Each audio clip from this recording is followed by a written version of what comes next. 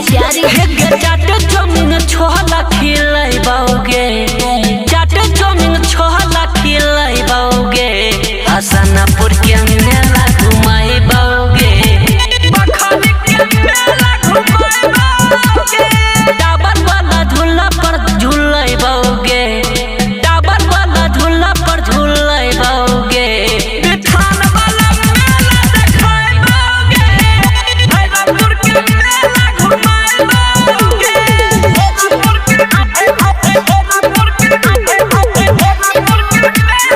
PSP recording studio Bihar bullet लेके अइबोगे रानी हमें तोरा घर गे रूपा पैसा के टेंशन ली है छियो फॉर्मेन ला भर गे छियो फॉर्मेन ला भर गे बुलेट लेके अइबोगे रानी हमें तोरा घर गे रूपा पैसा के टेंशन ली है छियो फॉर्मेन ला भर गे भट्ठा पर से बेकसी उठाइबोगे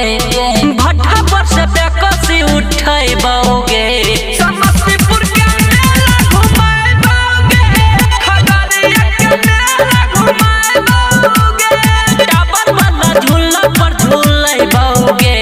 बेगूसराय के मेला घुमाइबोगे गढ़पुरा के मेला देखाइबोगे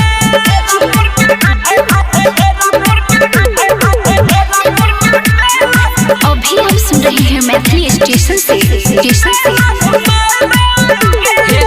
राइटर प्यारे गुड्डू राज और कह छो संजीत लाल गे सब मिल के अब रील्स बनाइबै सहजल छै पंडाल गे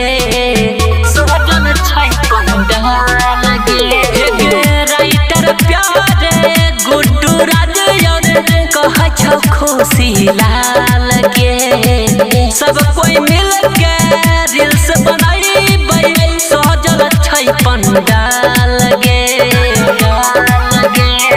केजीएफ सिनेमा देखाइबोगे